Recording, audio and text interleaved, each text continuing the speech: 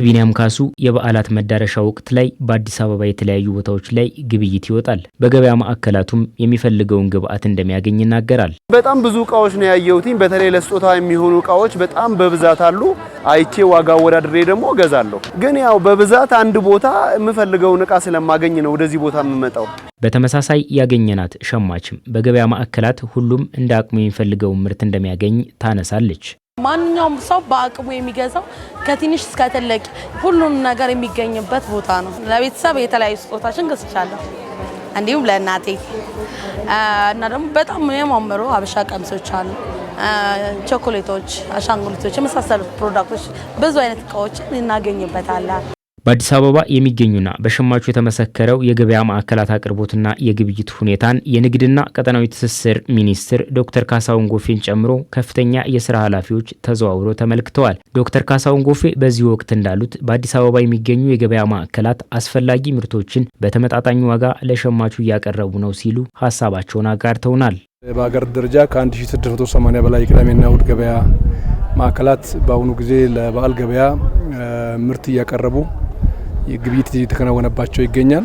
ከነዚህ ውስጥ የአዲስ አበባ ከተማ አስተዳደር የሚያስተባብራቸው ቅዳሜና እሁድ ግብይት ማዕከላት ዛሬ ጠዋት ተዘዋውረን በተመለከትነው መሰረት የግብርና ምርቶች በበቂ ደረጃ እየገቡ ያሉበት ሁኔታ ነው ያለው። ከዋጋ አንጻርም ከአምና ከእጥፍ በታች ቅናሽ ያለባቸው፣ ለምሳሌ ያህል አምና በዚህ ወቅት የሽንኩርት ዋጋ 70 እስከ 80 የነበረበት አሁን ከ20 እስከ 30 የገባበት፣ ቲማቲም በተመሳሳይ 67 የነበረበት አሁን ወደ 30 የተመለሰበትና ለበዓል ፍጆታ ሊውሉ የሚችሉ የግብርና ምርቶች በበቂ ደረጃ የቀረቡበትን ሁኔታ ማንሳት ይቻላል። ይሄኛው ጥሩ የሚባል ነው።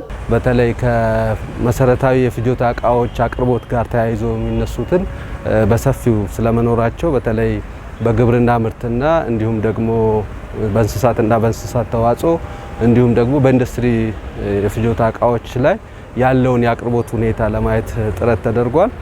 ከዚህ አኳያ በጣም የተረጋጋና ደስ የሚል በቂ የሆነ የፍጆታ እቃዎችና መሰረታዊ ሊባሉ የሚችሉ አቅርቦቶች እንዳሉ ልንታዘብና ልናይ ችለናል።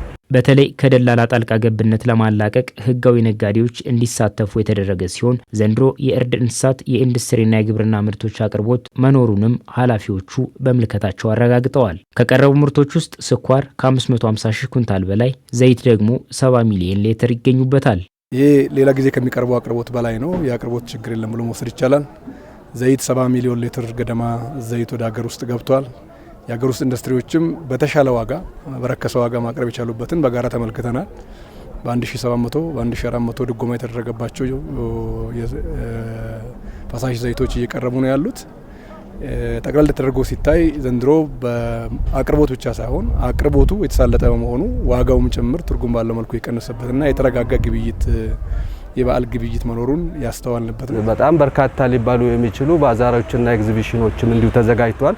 መደበኛ ገበያዎችና ሌሎች ዘመናዊ የግብይት ማዕከላትም እንዲሁ ለበዓላት ዝግጁ መሆናቸውን አረጋግጠናል። ከዚህ አኳያ ማህበረሰቡ በተለይ በእነዚህ ግብይት ማዕከላት በተመጣጠነ ዋጋ የግብርና ምርቶችንም እንዲሁም ደግሞ የኢንዱስትሪ ምርቶችን እንዲያገኝ ምቹ ሁኔታ ተፈጥሯል። በቀጣይም የግብይት ስርዓቱን የማዘመን አስፈላጊ የሆነ የግብይት ስርዓት የማመቻቸት እንዲሁም የክትትልና የቁጥጥር ስራውም ተጠናክሮ እንደሚቀጥል ተነስቷል። ኃላፊዎቹ ዛሬ ከተመለከቷቸው ማዕከላት ውጭ በሌሎቹም ምልከታ የሚያደርጉ ሲሆን ህብረተሰቡ ደግሞ የዋጋ ጭማሪ የሚያደርጉትን ሲመለከት ጥቆማ እንዲሰጥ ተጠይቋል። አንዳንድ ቦታ ላይ የዋጋ ጭማሪ ያልተገባ ኢኮኖሚያዊ ያልሆነ የዋጋ ጭማሪ በሚመለከትበት ሰዓት ደግሞ ለእኛ ተቆጣጣሪዎች የማሳወቅ መረጃ የመስጠት ጥቆማ የመስጠት ድጋፉን ደግሞ ማሳየት ይኖርበታል።